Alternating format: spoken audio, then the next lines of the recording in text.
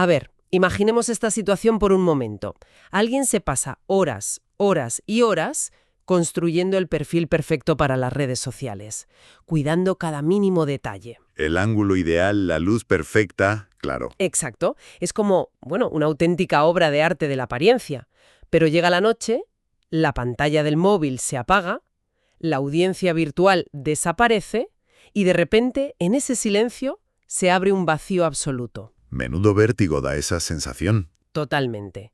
Surge esa pregunta aterradora de, si la identidad que hemos construido es solo un espectáculo para los demás, ¿qué queda realmente cuando se baja el telón? Es una pregunta muy, muy dura. Pues esa sensación, ese vértigo tan contemporáneo, es el punto de partida de nuestro análisis a fondo de hoy.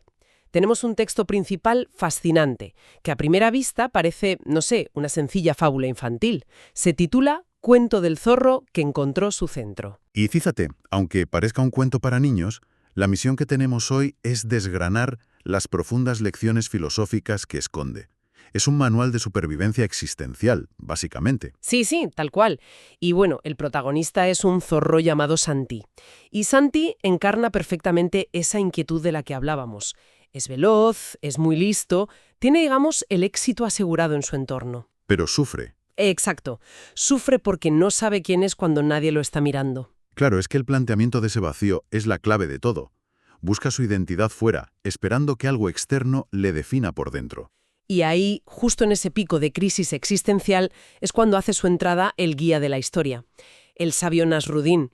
Y a ver, la imagen de su llegada es increíble, porque rompe cualquier expectativa. Es fantástica. No baja de una montaña rodeado de luz divina ni nada de eso. Aparece montado en un burro, pero, y aquí viene lo bueno, montado al revés, mirando hacia atrás. Claro, una escena completamente absurda. O sea, imagínate la cara del zorro. Le pregunta que por qué viaja así, de esa manera tan rara, y la respuesta de Nasrudin te descoloca por completo. Le dice algo como... quizás soy yo el que va bien y es el burro el que está al revés.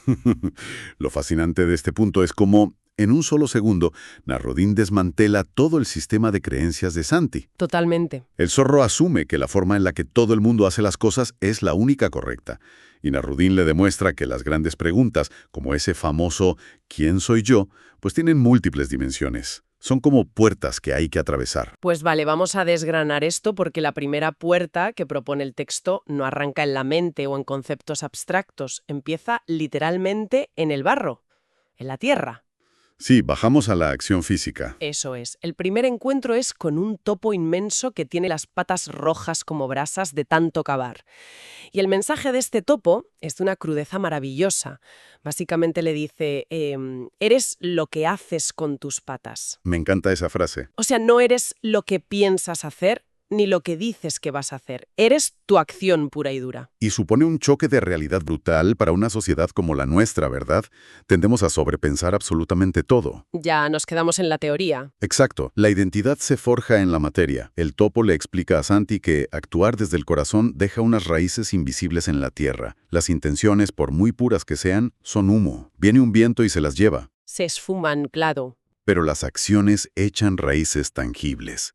En medio de una tormenta vital, lo que te salva no es lo que planeabas hacer, sino lo que realmente has hecho. Es un anclaje tremendo.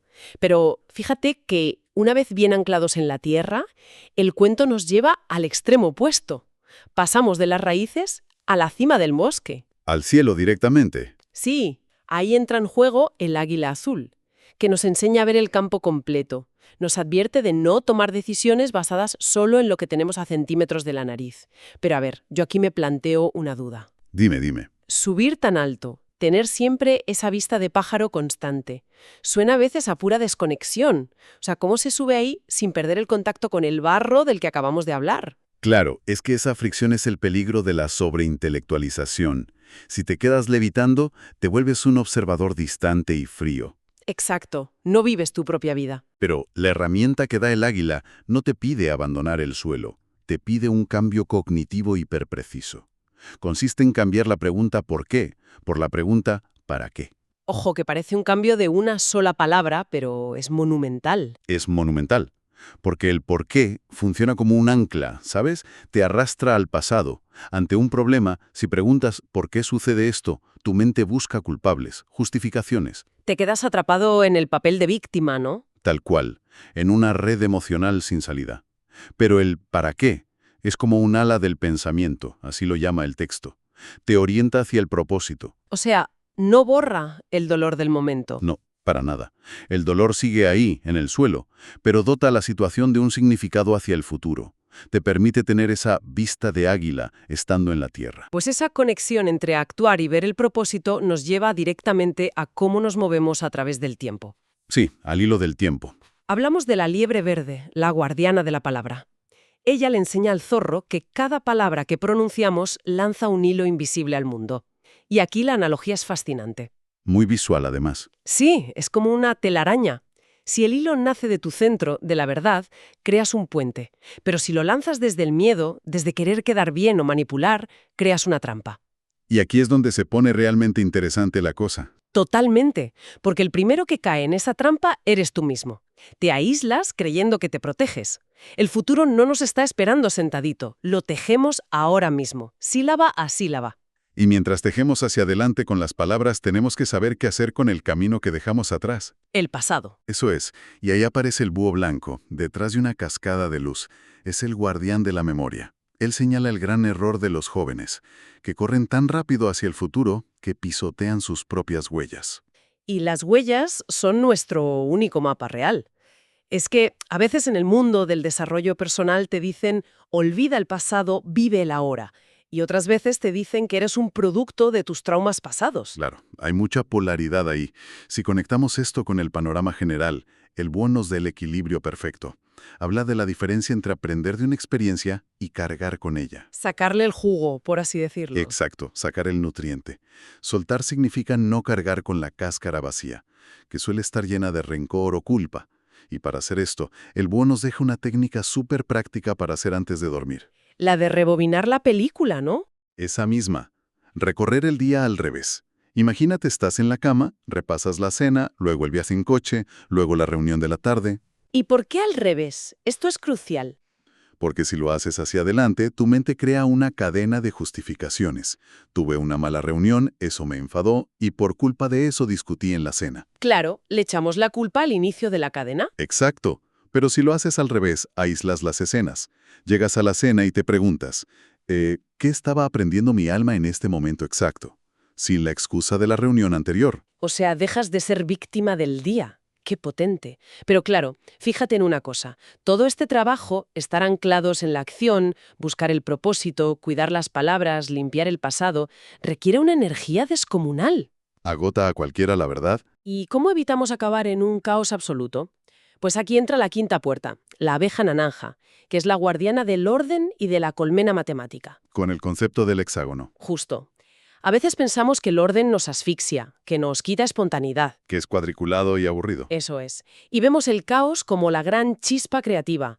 Pero la abeja nos dice que si el caos no tiene un recipiente, se derrama. Y para explicar cómo la estructura da forma a la identidad sin matarla, me gustaría usar una metáfora espectacular que encaja a la perfección aquí. A ver, cuenta. Hazlo con 14 vitrales de una catedral gótica. Uy, qué imagen tan majestuosa. O sea, imaginemos que nuestra identidad es esa inmensa catedral, ¿vale?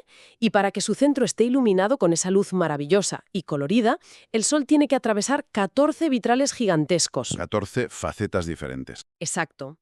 Un vitral es el trabajo, otro el amor, otro la soledad, la tristeza, el juego, el descanso.